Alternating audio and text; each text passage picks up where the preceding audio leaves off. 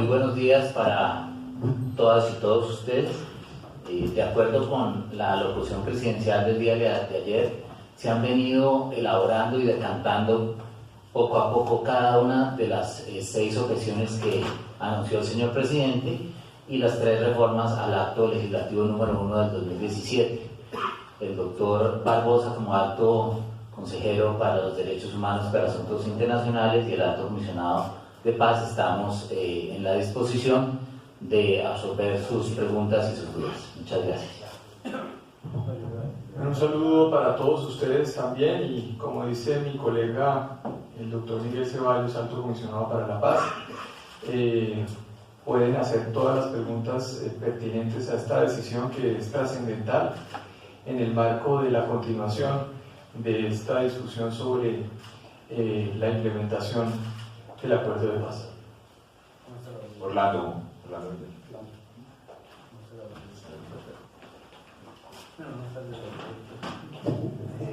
Comisionado de paz, consejero para los derechos humanos, buenas tardes. El Procurador General de la Nación acaba de señalar 11 puntos en donde de alguna manera cuestiona la decisión de haber objetado esta ley estatutaria de la JEP. Dice que de alguna manera se está poniendo en riesgo la institucionalidad y que pues de alguna manera no eran convenientes estas objeciones. Ha hecho duras críticas frente a todo este proceso que inició a surgirse en torno a esas objeciones del presidente Iván Duque. ¿Qué le responden desde el Gobierno Nacional, Procurador General? Contrastan las observaciones del señor Procurador General de la Nación, las cuales por supuesto estudiaremos y leeremos con atención, con las manifestaciones claras de la presidenta de la Justicia Especial para la Paz, la doctora Patricia Linares, quien ha expresado públicamente que respeta la autonomía del fuero presidencial en presentar las objeciones. Y en este sentido basta decir que es la propia Constitución Política de Colombia, la ley y la Corte Constitucional quienes reconocen la posibilidad y el fuero que tiene el señor presidente para presentar objeciones a leyes estatutarias en materia de inconveniencia. Que a Colombia no le quede duda que el presidente de la República está en ejercicio de una autorización y una facultad constitucional legal reconocida por la Corte Constitucional y que ya ha sido usada por otros gobiernos. En el gobierno del presidente Santos, el entonces ministro de Justicia, Gómez Méndez, presentó una objeción a una ley estatutaria y en ese momento nadie dudó de esa facultad ni de la obligación que tiene el presidente de la República de preservar el orden constitucional. Paula. Perdón, un poco sobre esta misma pregunta, pero digamos lo que dice el Procurador respecto al irrespeto, y lo ha dicho según sus propias expresiones, dice al irrespeto a la intangibilidad de las decisiones de la justicia. Es decir, que el gobierno se mantiene y que no se están irrespetando las decisiones, en este caso del alto tribunal. El gobierno nacional hace un ejercicio, como se señalaba anteriormente, legítimo y constitucional de unas objeciones por inconveniencia. En la Constitución Política se establece esto. La Corte Constitucional en sentencia 633 del 2016 lo confirma, y como se planteaba hace un momento, ya hay antecedente jurídico sobre este asunto. Se hizo una objeción de un proyecto de ley estatutaria en el gobierno anterior con una sentencia previa de la Corte Constitucional. Lo que se presenta, las 6 objeciones que se presentan por parte del gobierno nacional son objeciones de inconveniencia, y son objeciones de inconveniencia porque se respeta profundamente el fuero de la Corte Constitucional. Tan es así que 3 aspectos que además fueron tocados por la Corte Constitucional de forma expresa, el presidente de la República no los objeta, sino presenta estos temas al Congreso de la República para que se haga un acto legislativo que reemplace en lo pertinente lo relativo al acto legislativo 1 de 2017. Ese sí columna vertebral de la jurisdicción, no este proyecto de ley estatutaria. Ahora, digamos. Alto comisionado y consejero para los derechos humanos, muy buenas tardes ya. ¿Qué opinión tienen frente a la carta que varios sectores enviaron al secretario general de las Naciones Unidas, Antonio Guterres, diciendo que son obstáculos nuevos que pone el presidente Duque en el proceso de la construcción de la paz, que se intentan revivir debates ya superados? ¿Y qué le manifestaron ustedes en esa reunión que acaban de tener con el cuerpo diplomático al respecto a la misión de la ONU y los representantes embajadores que estaban allí? Sobre la primera parte, le cedo la segunda parte al doctor Barbosa, quien es además alto consejero para asuntos internacionales. Hay que decir que invitamos a todos aquellos que firmaron la carta a que lean el texto completo de las objeciones. Sorprende al gobierno que se haya enviado una carta antes de que hubiesen sido radicadas las objeciones ante el Congreso.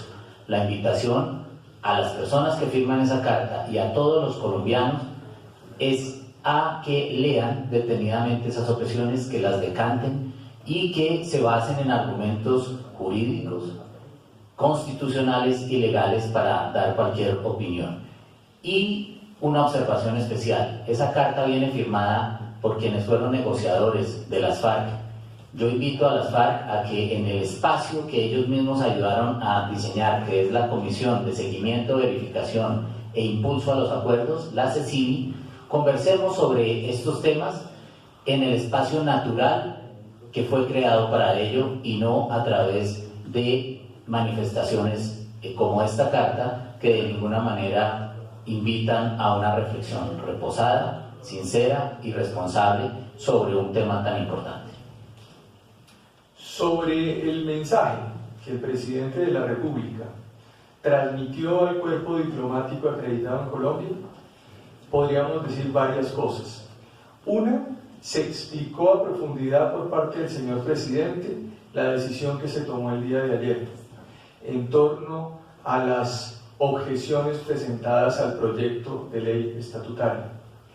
En segundo término, se aclaró la dimensión de esas objeciones, informándoles que la Jurisdicción Especial para la Paz no se afecta con esta decisión, sigue en funcionamiento, tiene plena vigencia, y se invita a la ciudadanía también para que se escuche este argumento, porque es muy importante, de decir que se garantiza la seguridad jurídica de todos aquellos que se encuentran dentro de esta Jurisdicción Especial para la Paz.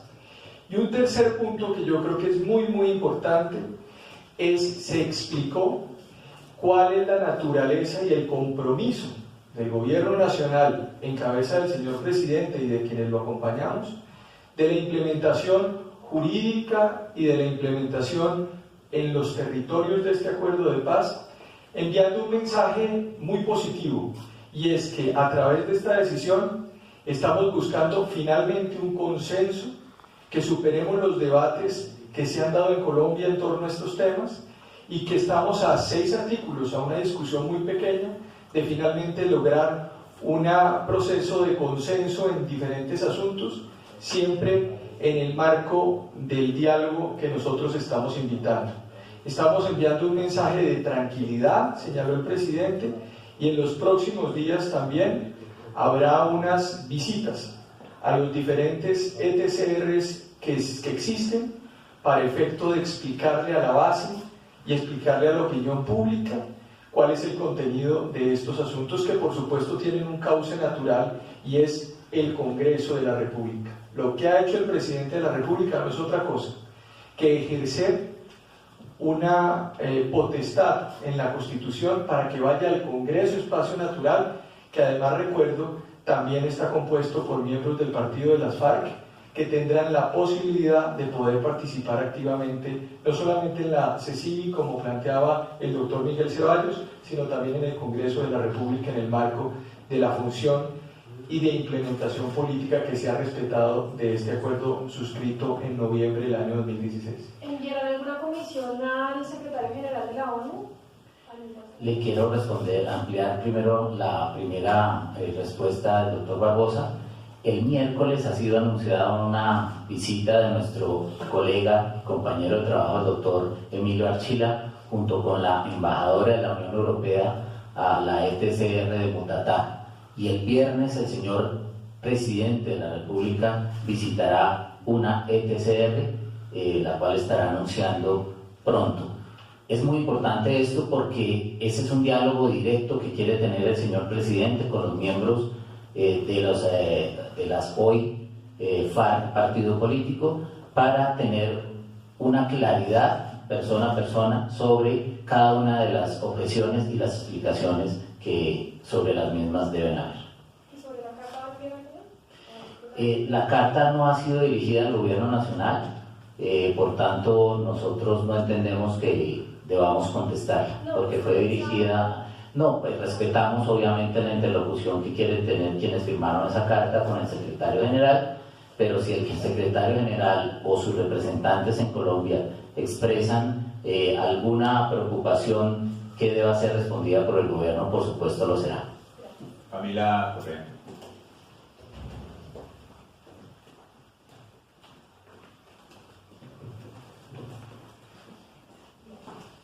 Buenos días, comisionado y también alto consejero. Si estas objeciones presidenciales prosperan en el Congreso de la República, ¿qué cambios específicos tendría la JEP? Y otra pregunta, y es que las FARC, bueno, Rodrigo Londoño acaba de decir que han recibido varias llamadas de excombatientes que están en los espacios territoriales de capacitación, quienes están muy preocupados porque tienen incertidumbre de lo que podría pasar si prosperan estas objeciones. Bueno, sobre la última parte de su pregunta, ya hemos manifestado que el gobierno empieza a programar a partir del miércoles, incluyendo una visita del propio presidente de la República a los espacios territoriales, y lo segundo, en el espacio natural, que es la CECIVI, la Comisión de Seguimiento, también abordaremos estos temas.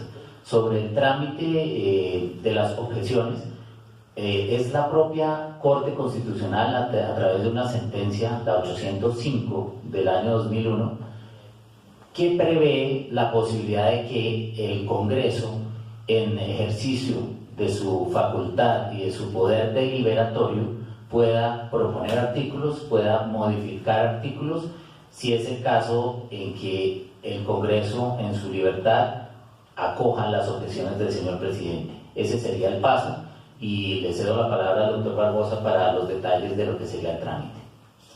Yo haría la siguiente reflexión sobre su pregunta. El acuerdo firmado en noviembre del año 2016 es un acuerdo que se está cumpliendo. Los 6 aspectos que van a ir al Congreso de la República ni siquiera aparecen dentro de lo acordado inicialmente, es un desarrollo. Entonces, sigue funcionando la sección de revisión, sigue funcionando los diferentes espacios dentro de la JEP. Entonces no tienen por qué alertarse ningún actor dentro del marco de esto, porque hoy la JEP está funcionando. Porque decir que hay que reparar a las víctimas, por ejemplo, es un asunto que no está en discusión. En el acuerdo de paz, en el numeral 5, se planteaba la reparación. En el acto legislativo, que es un cuerpo normativo de mayor entidad, aparece. En los desarrollos aparece. En las más de 10 sentencias de la Corte Constitucional aparecen, y el Gobierno Nacional considera que debe aparecer en la estatutaria para que haya una interpretación sistemática. Y así sucesivamente con los diferentes aspectos. Lo que quiero decir es que esto no toca el nodo central del acuerdo firmado entre FARC y el gobierno anterior, y por ende los trámites son unos trámites muy simples. Ahora, frente al trámite en el Congreso, sale la comunicación, este documento de objeciones, se entrega al presidente de la Cámara en la que tuvo origen, y allí se designan unos ponentes en cada una de las cámaras y se somete a votación el informe, en donde se plantea si se acepta la objeción o si se abre la discusión a debate, toda vez que el gobierno nacional está planteando en todos los artículos posturas de modificación. Se solicitan modificaciones para aclarar algunos de esos aspectos.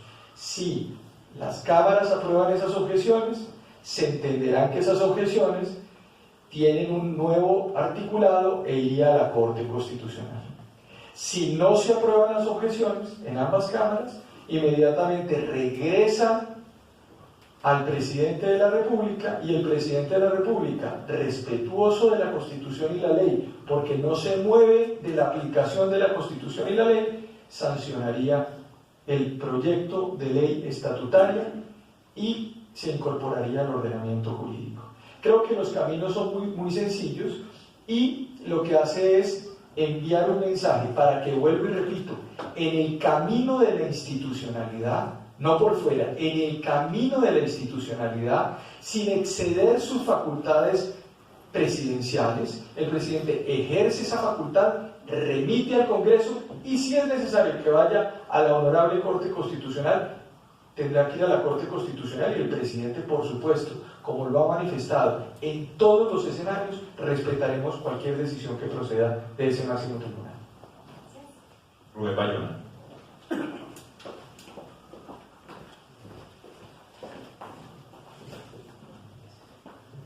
Buenas tardes. Frente a ese escenario, los escenarios que usted estaba planteando, doctor Barbosa, preguntarle, ¿han pensado qué pasaría si en ninguna de las dos cámaras se obtiene la mayoría que se requiere para que se acepten o se nieguen estas objeciones, y quedaría en vilo el proyecto de ley, se podría hundir esta ley estatutaria? ¿Han pensado qué va a pasar ahí? Y sobre las reformas constitucionales que anunció el presidente, ¿cuándo las van a presentar? Y se pueden presentar teniendo en cuenta que los acuerdos están blindados por 3 periodos de gobierno. Yo creo que hay que aclarar un poco sobre la primera parte de la pregunta. La segunda se la cedo a mi colega, el doctor Ceballos.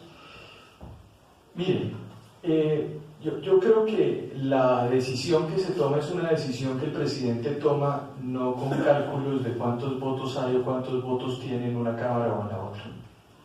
Eso es un asunto que respetamos profundamente en el marco del debate democrático y deliberativo. El presidente de la República toma decisiones con fundamento en principios. Es un hombre de principios. Y en ese orden de ideas se toma la decisión de hoy. Ahora, frente a la consecuencia, hay un error que se ha venido planteando, y que lo aclaro también de una vez, y es: el presidente no objetó toda la ley.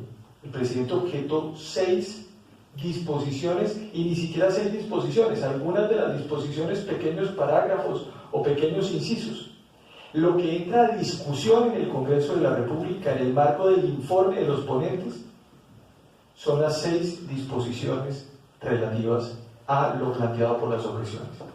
No cabe abrir más debate fuera de esas objeciones, y creo que allí está el gran escenario que se tiene que plantear. Y repito, si se aceptan las objeciones, entonces se plantearía un debate sobre esos 6 artículos, pero la Corte Constitucional ya no conocería lo relativo a los otros artículos, porque ya se pronunció.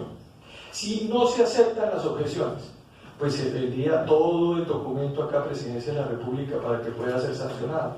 Luego, yo no veo esa dicotomía que se ha venido planteando de que si se aceptan las objeciones se hunde el proyecto. El problema es que ciertos sectores de la opinión no han leído el documento.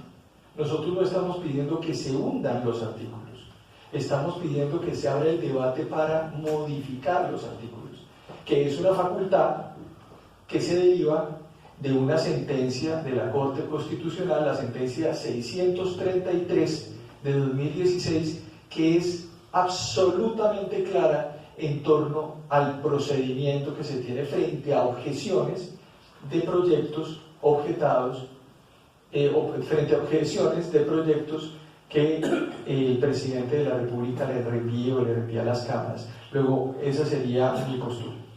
Sobre la pregunta de las reformas a la Constitución, en este caso concreto el acto legislativo número 1 de 2017, la respuesta concreta es que el presidente de la República ha dado instrucciones claras para que el día 16 de marzo, día en que comienza la legislatura, sean presentadas 3 reformas al acto legislativo número 1 del 2016.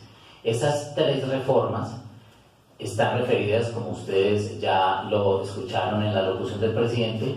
La primera se refiere a una reforma constitucional para que aquellas personas que han cometido delitos atroces contra niños, contra niñas, y adolescentes en el marco del conflicto no tengan un tratamiento sancionatorio especial, sino que estén dentro del marco de la justicia ordinaria.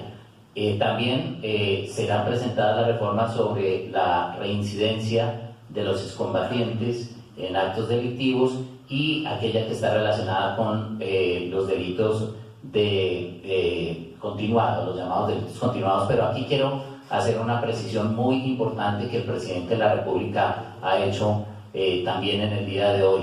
Hay que recordar que en materia penal todas las modificaciones que se hagan a través, bien sea de estos actos legislativos o de las modificaciones de artículos que a bien tenga el Congreso hacer, no tienen efecto retroactivo, y por eso hay que insistir, y esto es una noticia muy importante que yo quiero resaltar, que aquellas bases guerrilleras que por algunos comentarios no muy claros y no muy responsables están temiendo que su situación jurídica sea afectada, hay que recordar que en el derecho penal los efectos son hacia el futuro y por eso no deben tener ningún temor, como lo ha venido expresando siempre el señor presidente de la República desde el momento mismo en que presentó la reforma constitucional, que ya va por la mitad del trámite, referida a la no conexidad del secuestro y a la no conexidad del narcotráfico con los delitos políticos. Repito, aquellas personas que han querido crear un ambiente de zozobra frente a la base guerrillera diciendo que esto afecta a su seguridad jurídica, les invitamos a estudiar con detenimiento el efecto siempre hacia el futuro de las reformas que se lleguen a generar a partir de este proceso. Les agradecemos mucho su asistencia. Muchas gracias.